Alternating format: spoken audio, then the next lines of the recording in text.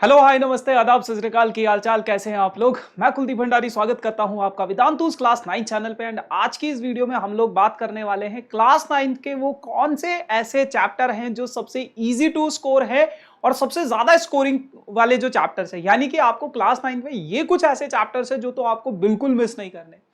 तो यार उन्हीं चैप्टर्स के उन टॉपिक्स के बारे में भी बात करेंगे कि कौन कौन से टॉपिक्स आपको बिल्कुल छोड़ के नहीं जाने उन पर्टिकुलर चैप्टर्स में, क्योंकि वही टॉपिक्स बार बार हर साल रिपीट होते आ रहे हैं और इस साल भी आप लोगों के पास वही क्वेश्चंस देखने को मिल सकते हैं उन पर्टिकुलर टॉपिक से।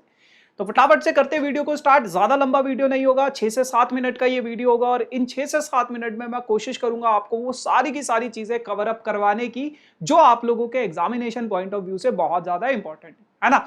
तो अगर अभी तक वीडियो को लाइक नहीं किया, मेक श्योर वीडियो को लाइक कर दे, चैनल को सब्सक्राइब जरूर करना अगर अभी तक नहीं किया है। एंड जो भी बच्चा नया है इस चैनल पे, चैनल को सब्सक्राइब तो करना है, दोस्तों के साथ शेयर भी आप लोग कर सकते हो, है ना। तो यार अगर मैं बात करूं सबसे पहले क्लास 9th में अगर मैं चैप्टर्स की बात करूं, टोटल नंबर ऑफ चैप्टर्स आप लोगों के पास 14 या 15 चैप्टर्स हैं आप लोगों के पास। आई गेस अगर मैं गलत नहीं हूं तो 14 चैप्टर्स है आप लोगों के पास, है ना। 13-14 चैप्टर्स है।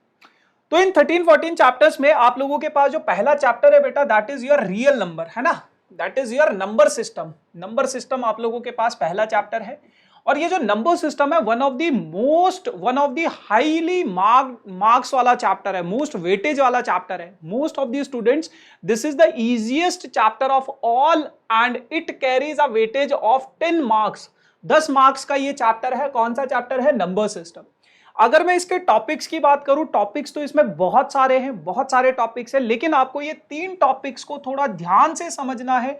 Decimal expansion, rationalization and laws of exponent. ये जो 2 टॉपिक्स हैं इनसे लगभग आपका 75% जो एग्जाम है वो इन 2 टॉपिक से आता है। डेसिमल एक्सपेंशन में आप लोगों के पास represent your rational number in the form of P by Q, जो आपके पास नॉन टर्मिनेटिंग रिपीटिंग वाले नंबर्स होते हैं उनको पी बाई क्यू की फॉर्म में कैसे रिप्रेजेंट करना है वो चीज आती है। उसके अलावा आप लोगों के पास नंबर लाइन पे √2, √3 इनको किस तरीके से आप रिप्रेजेंट कर सकते हो नंबर लाइन पे, ये भी आपसे कई बार पूछा जाता है। तो ये टॉपिक्स ऐसे हैं जो आपको बिल्कुल नहीं छोड़ने इस चैप्टर से, और 10 मार्क्स आपको ये ला कर देगा। ये चैप्टर पूरा का पूरा चैप्टर 10 मार्क्स का, सिर्फ एक चैप्टर। फिर वहीं अगर मैं बात करूं दूसरे चैप्टर की, तो दैट इज योर पॉलिनोमियल। बच्चों को ये चैप्टर थोड़ा सा मुश्किल लगता है, लेकिन बेटा ये हाईली वेटेज वाला चैप्टर है। बहुत इसकी वेटेज है, विच इज लगभग 15 मार्क्स का ये चैप्टर रहता है आप लोगों के पास। 15 मार्क्स सिर्फ एक चैप्टर से, और उसमें भी कुछ सेलेक्टेड टॉपिक्स आप लोगों को देखने हैं। पहला है zeros of polynomial. Zeros of polynomial में आपके पास लीनियर पॉलिनोमियल के जीरोज कैसे निकालते हैं वो, क्वाड्रेटिक पॉलिनोमियल के जीरोज आप लोग कैसे निकाल सकते हो मिडल टर्म स्प्लिटिंग से, वो आप लोगों को देखना है, मिडल टर्म स्प्लिटिंग से देखना है। उसके बाद आप लोगों को बेटा रिमाइंडर थ्योरम और फैक्टर थ्योरम पे काम करना है।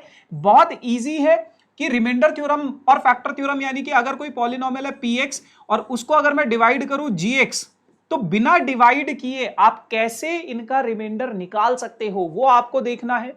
एंड एट द एंड आप लोगों के पास क्या है? Algebraic identities. कुछ 7-8 आइडेंटिटीज आप लोगों के पास है।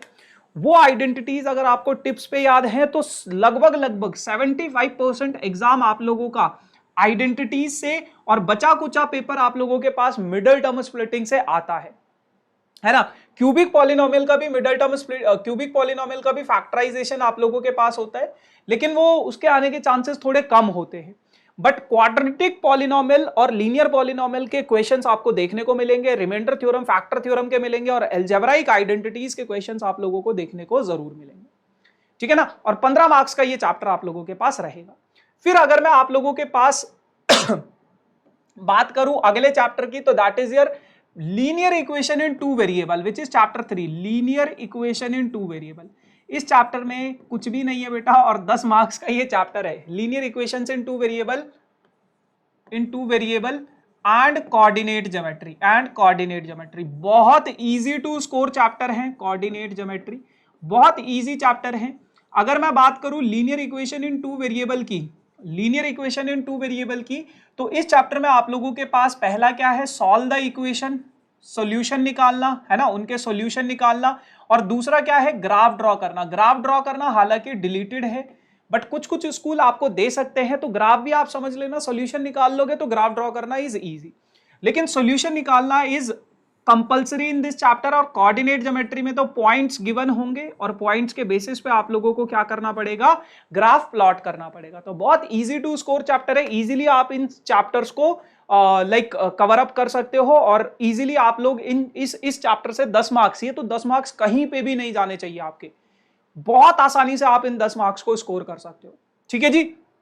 अच्छा, उसके बाद अगर मैं बात करूं बेटा हीरोन्स फॉर्मूला की, तो सिर्फ एक ही फॉर्मूला आप लोगों के पास है, दैट इज एरिया का under root S into S minus A into S minus B into S minus C. इसी फॉर्मूले के ऊपर आपके पास सारे क्वेश्चन आएंगे।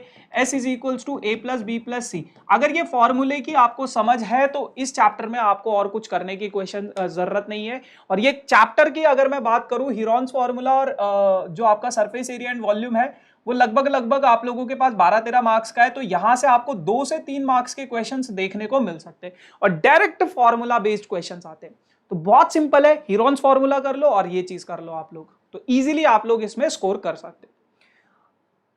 अगला चैप्टर है आप लोगों के पास सरफेस एरिया एंड वॉल्यूम। सिर्फ 2 टॉपिक है, पहले बहुत सारे टॉपिक्स हुआ करते थे। स्फेयर का टोटल सरफेस, स्फेयर और हेमिस्फेयर भी है, यहाँ पे हेमिस्फेयर भी है।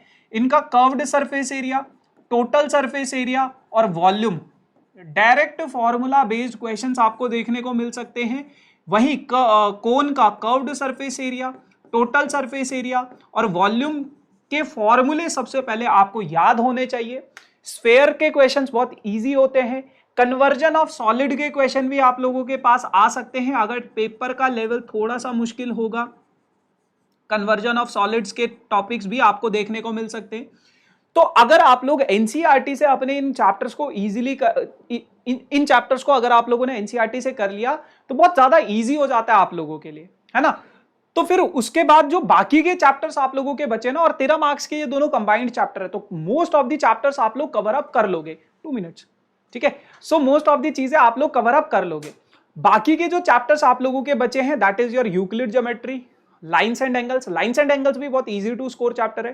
ट्राइंगल्स थोड़ा सा मुश्किल होता है, फिर क्वाड्रिलेटरल्स थोड़ा सा मुश्किल होता है, सर्कल्स थोड़ा सा मुश्किल होता है, लेकिन इनके आप लोग जो इंपॉर्टेंट क्वेश्चंस है, अगर आपने अभी तक कुछ नहीं किया तो इनके इंपॉर्टेंट क्वेश्चंस को कर लेना।